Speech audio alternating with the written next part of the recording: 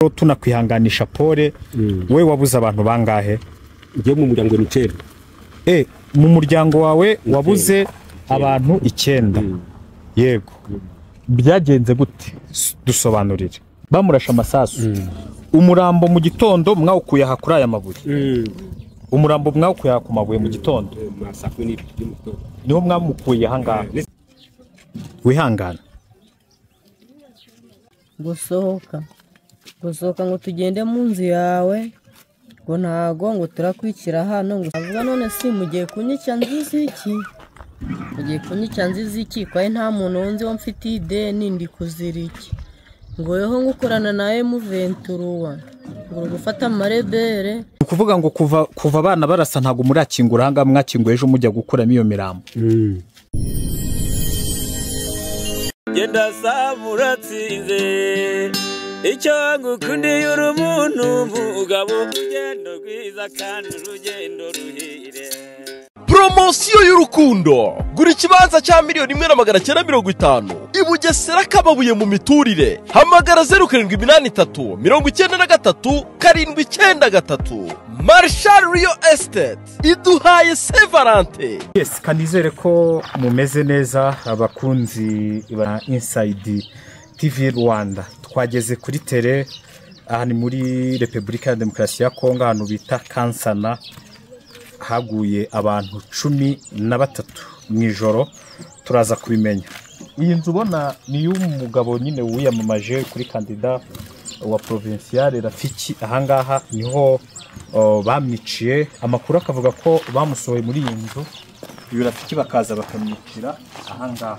So tugeze rero ahangaha kugira ngo tumenye umwuko hari abaturage bari ku kiriyo, ariko nanone kugira ngo tuganire byagenze bite, byatangiye bite. Ngiye kuganira n'umupapa wiciwe abana 11 bari muri iyi nzu kugira ngo aze atubwire byinshi.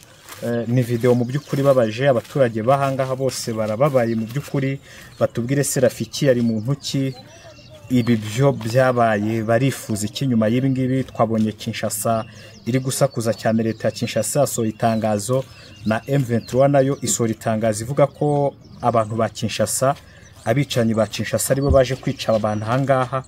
Harimo ibintu byinshi tugiye kuganira n'abaturage. Rero tuvuga ikinyarwanda ndakizi. Yego. Tugusanze ahangaha, aha hitwa gute? Kanzana. Hitwa Kanzana. Yego. Kanzana ubwo twavuga ko ari muri groupema yihe? Ya Rusayo. Groupema Rusayo. Yego, ni mu mujyi wa Goma, kando na Goma. Meni Sheferi. Sheferi? Ndari ville. Sheferi Nyiragongo. Yego. Uratubwira rero tunakwihanganisha Pole we wabuze abantu bangahe? Ngiye mu muryango ni 9. Mu muryango wawe wabuze abantu 9. Yego. Byagenze gute? Dusobanurire. Unakubuye ku Rafiki yavuyemo azamuno. Rafiki nyine ni muntu ki nyine kugira abantu baduteza amatwi bamenya aya mateka y'u Rafiki wapfuye? Yari informateur. Informateur nakumvishe kundo yavuze. Asenyema. Après niwe yavuyiwe aza kwicara mu mugenzi we hamwe niwe. Kumena abantu bamukeneye.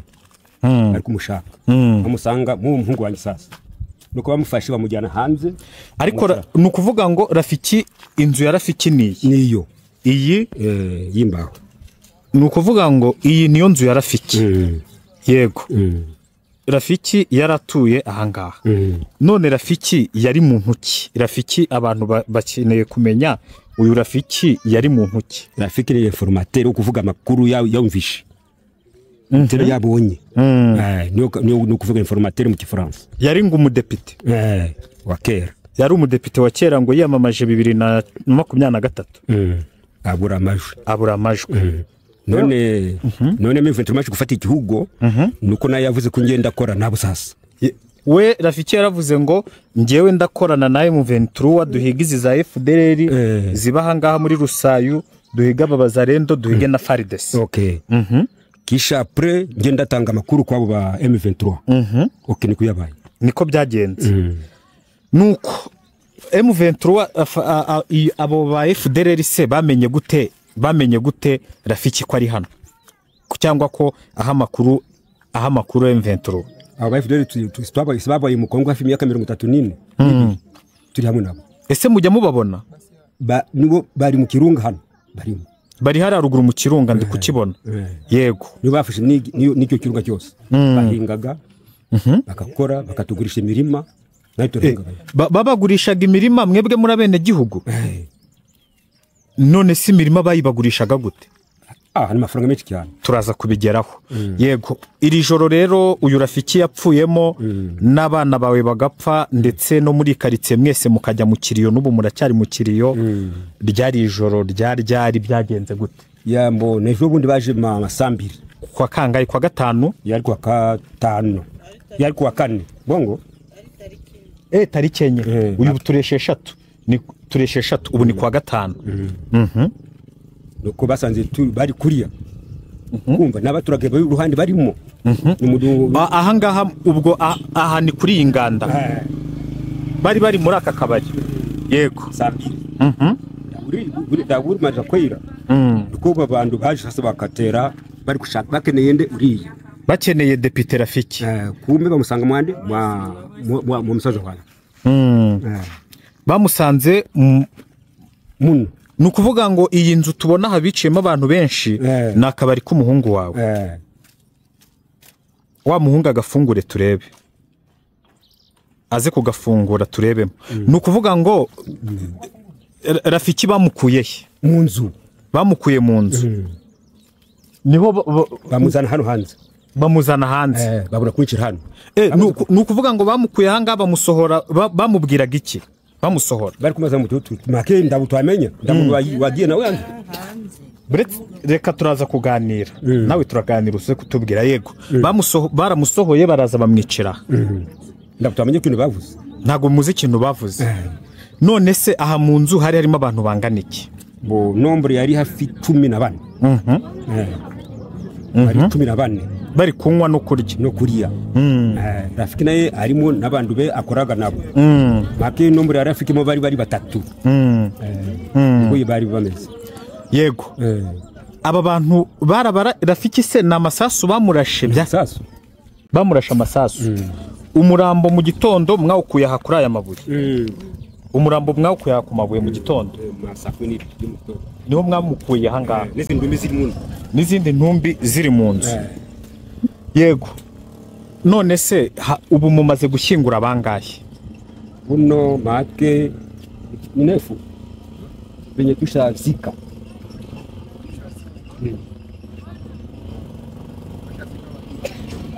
hapa tulisika tatu na kule kulinda ile nefu siko munani hatuyazika hapa moya ndio disi maze kuhamba makitu umaze guhamba abantu 10 abantu mutarashyingurana abantu bangahe ni bane bali be bongo ni bayi na sande kasha kufa ni bane bari mu babajyanye mu moro nukuvuga ngo total yose y'abantu bapfuye n'abantu bangahe n'abantu 10 bahise bapfa direct mugabo uyu arimo aha pole sana mama pole sana wihangana sibyo umugabo wari mu bantu bo we baramushyinguye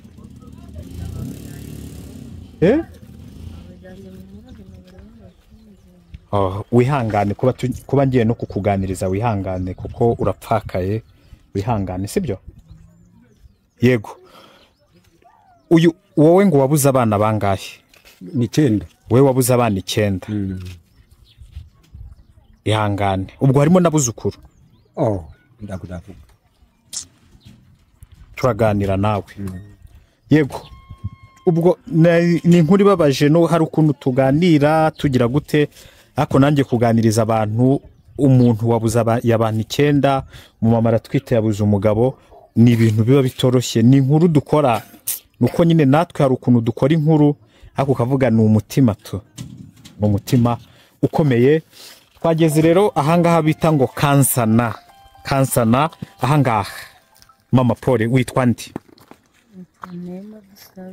Nema Dusabe Paul sana kubwo kubura umugabo wawe kandi ihangane utuganirize sibyo ihangane sibyo nturire byagenze gute wihangane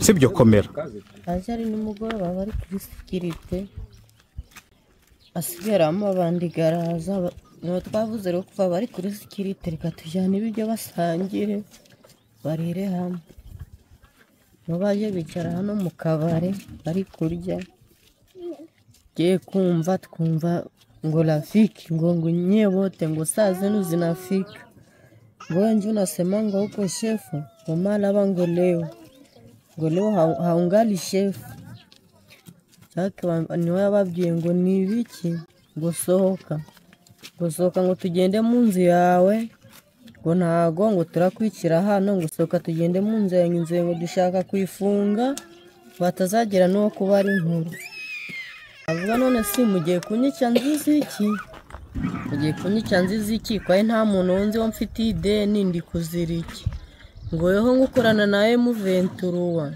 ngo gufata amarebere ukajura yajyana ngo maraba ngo leo ni leo tu niho bamusohoye bamukura mu bandi abandi bashatse kwiruka inzu bari bayikikije bari benshi nahara mu rugo hose bari bahakikije wowe wari uri he ngiye nari ndi mu nzu ariko ni nasize umuryango guri wazi bagira ngo nta muntu urimo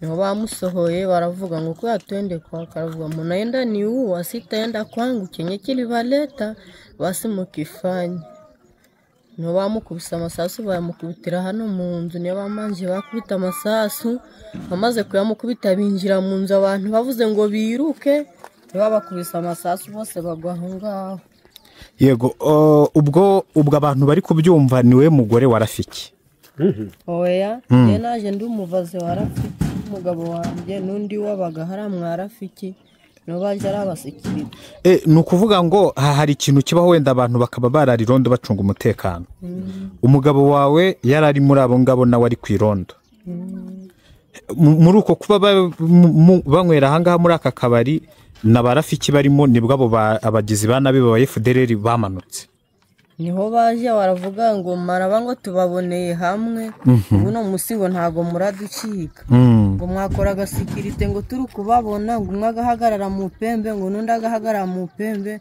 ariko ngo buno musigo nto muraducika niho bahise babarasa amaze kubarasa niho bahise binjira hara mu nzu murahigi bingiye mu nzu basanga mama konsari kujya n'abana be bamukubise kama nisuka bamukubise hano gano menyo gihepfo garahongoka asigaye n'abana be bose barabarasa akana gatoya kari gacutse kamucya be karavuze ngo munawo wa mama munawo na papa nako niho bagakubise amasasu barabirinduka haje harimo umupangayi w'umugeni n'umugabo we nabo barabice harimo bari bamaranye igihe kingana ikibabana bari bafitanye inda ya mbere ariko yararangije ibyumweru muno apangishije umugeni n'uwo mugabo nabo barabica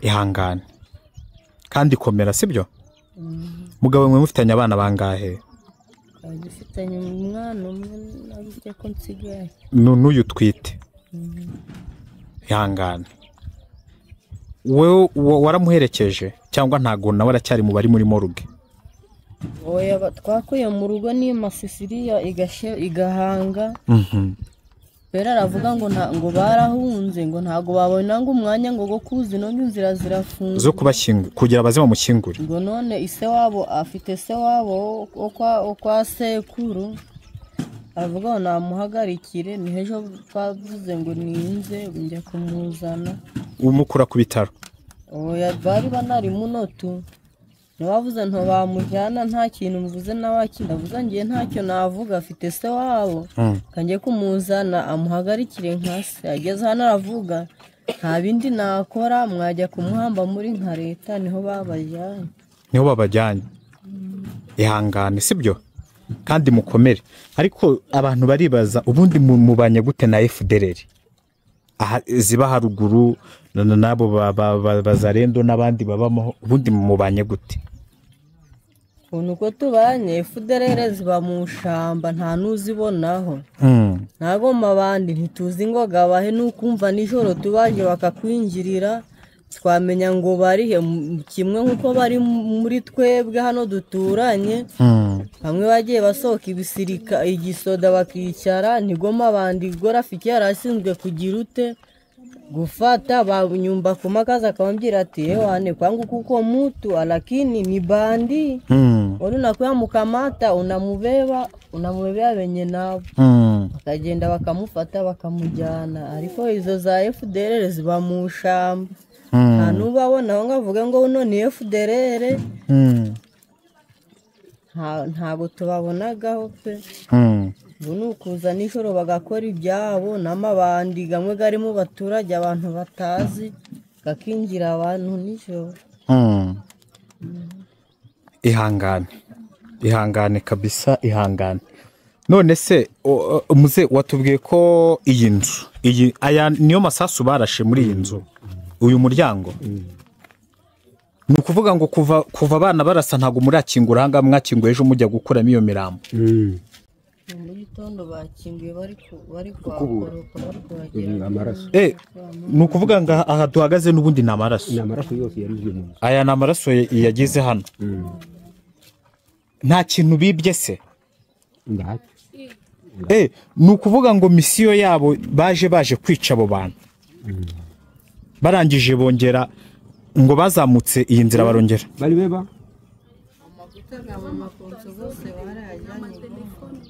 Bajyanye amafaranga. Makene benye balikiwa kushambuli kuona. Mwibaje kubica baje. Bajyanye amafaranga ndabona amenye nombora. Kubera umucuruzi yari umucuruzi. Ariko watubwiye ngo FDLR ngo zibagurisha imirimo iri ya ruguru ngo mwajyaga guhinga byagendaga gute? Bo ije bafashe park yacu. Bavuze kubeno banze kujya mu Rwanda bajya gufata imirima bafata ipark. FDLR yanze gusubira mu Rwanda iwabo. Iravuga ko twewe tumaze kufata ikihugo cyahe Parc de Virunga. Bamaze kuyifata ntaje tubuze kubabaye ngaba banyire icyo kihugo. Nuko baguma mu hafi imyaka bafite hafi imyaka 32 ino. Ariko bafashe park barangiza mu myaka 20 20 bari mu park. Bamaze gufataho natwe tuvuga kumbe tugeyo. Bashaka bagura ibintu babyarayo nayo tukavuga ngo ufite nga $200 $1000 bakaguha nawe ukahinga. Nukuvuga ngo iyi pariki FDLR niga bimirima uburyo abantu bahinga. Ndamutura guhinga muna uzana nani? Kumana ushaparki. Okay, nta kibazo namwe turaza kuganira yego. Bakagukatira ngo nawe hinga. Aha. Nubundi natwa aha turi ku kiriyo kuko ntago twishimye. Turi ku kiriyo niyo mpamvu n'umuntu wese uri hano utagiye gusenga ari ku kiriyo. Ariko tubaze nk'abaturage bandi basanzwe. Mere mwebwe kuba iki kintu cyarabaye hangaha mwacyakiriye gute? Katubaze uyu mukecuru mutoya.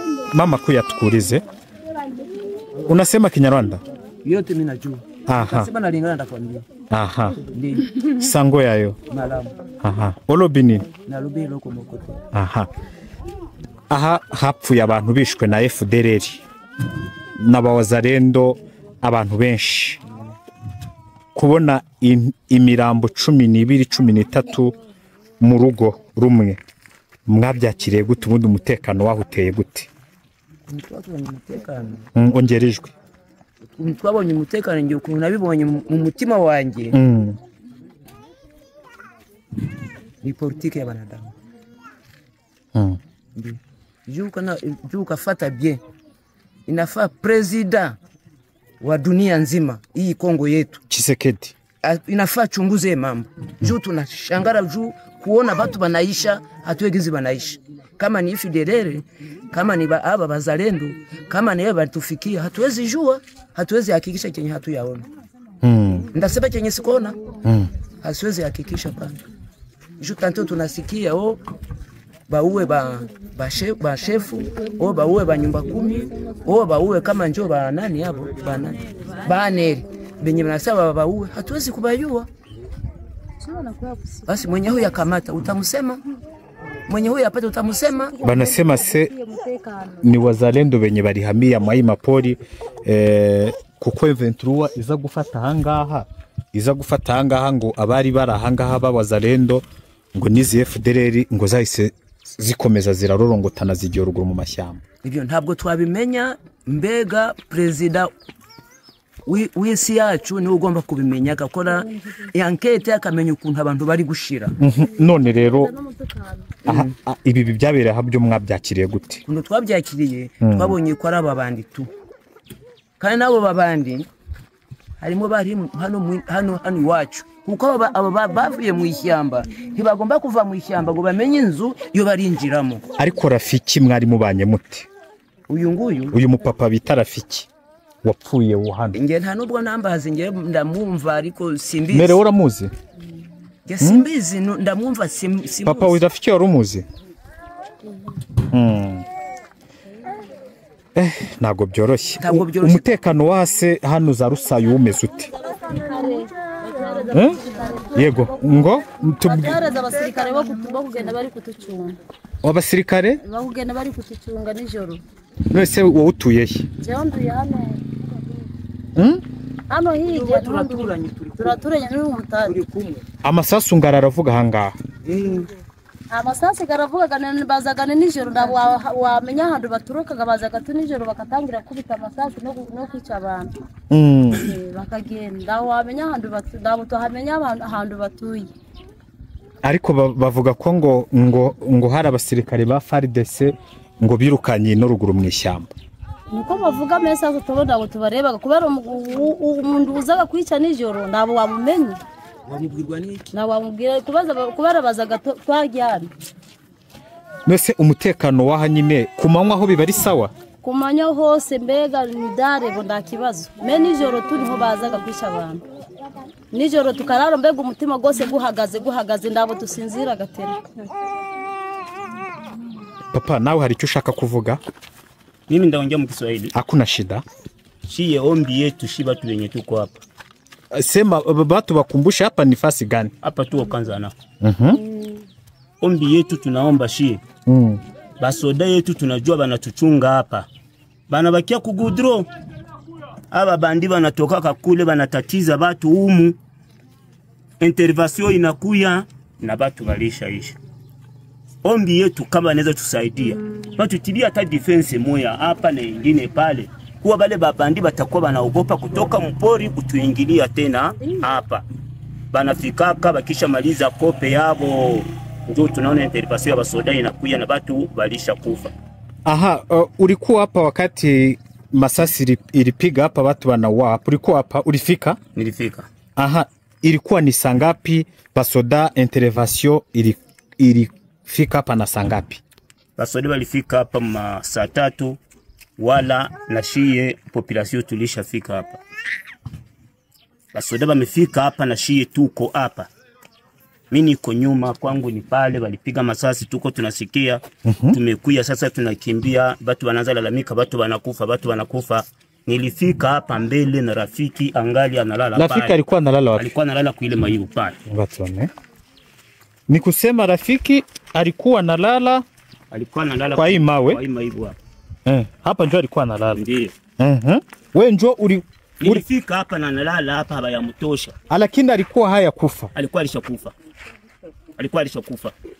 Zilikuwa ni dakika ngapi wakati ni kusema wewe kabla hata dakika 20 ulifika hapa? Mu 20 minutes nilifika hapa. Ukikutana Rafiki? Kakuta analala hapa. Bengine batatu baine balifika mbele bakafungula. Hapana huyu yeye peke. Mna bengine biko mule. Tukaingia mule. Mwa hii nyumba. Nilikuta mmoja analala ngambo hapa. Na bugali bulikuwa kuumeza iko saba alikuwa banakula na bengine bawili banalala hapa. Na mwingine mmoja mwenye umu sasa. Ule anele wa umu wa hapa nyumba kadogo. Aka. Naye alikuwa analala nyuma ya mlango hapa. Naye alishasinzia. Alishasinzia.